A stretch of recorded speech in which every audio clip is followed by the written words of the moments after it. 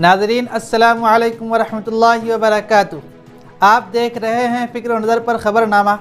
आइए दिन भर की तमाम बड़ी खबरों पर नज़र डालते हैं।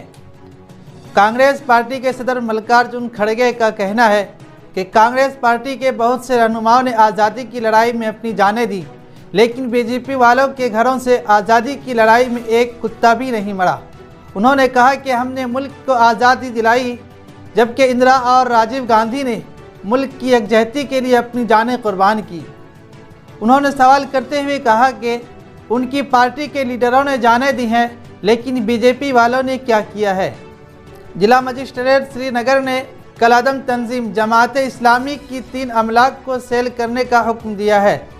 उन जायदादों में सीनियर हुर्रियत लीडर मरहूम सैयद अली शाह गिलानी के नाम पर तामीर की गई रहायशी इमारतें भी शामिल हैं।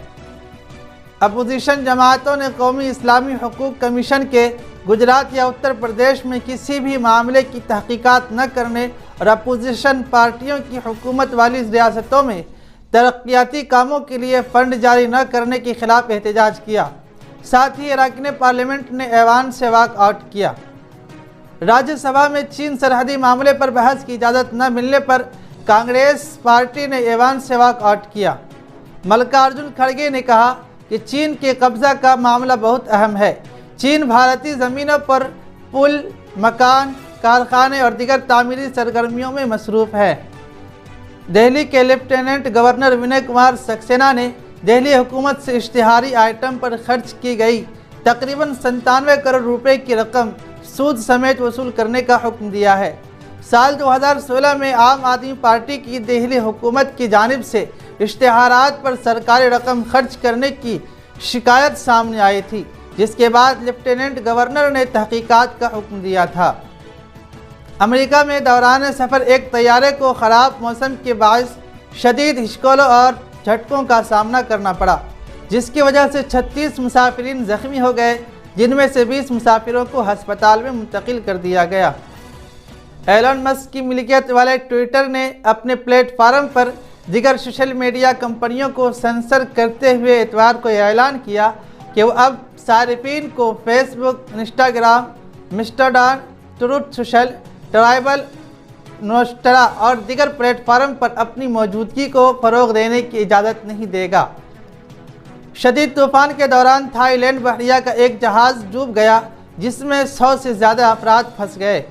रॉयल थाई नेवी के हुक्काम ने बताया कि हादसे में कोई मौत नहीं हुई है। पाकिस्तानी क्रिकेट टीम के कप्तान बाबर आजम ने रवां साल मजमूई तौर पर अपने 1000 रन मुकम्मल कर लिए और वो 6 साल बाद ये एजाज़ हासिल करने वाले पहले पाकिस्तानी बल्लेबाज हैं। कराची में जारी पाक इंग्लैंड तीसरे टेस्ट की दूसरी इनिंग में पाकिस्तानी कप्तान ने यह एजाज़ हासिल किया। KL राहुल की क़यादत में भारत ने बांग्लादेश को पहले टेस्ट मैच में 5वें दिन 188 रनों से शिकस्त दी। भारतीय टीम ने तीसरे दिन के अख्तिताम से कबल ही 2 विकेट के नुकसान पर 258 रन बनाकर अपनी इनिंग्स को डिक्लेयर कर दी थी। ताहम बांग्लादेश को आउट करने में उसे तकरीबन 4 सेशन लगे। ख़बरनामा में इतना ही।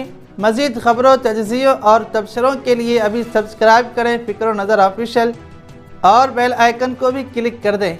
इस ख़बरनामा को अपने दोस्तों के साथ ज़रूर शेयर कर दें। फिर मुलाकात होगी। शुक्रिया।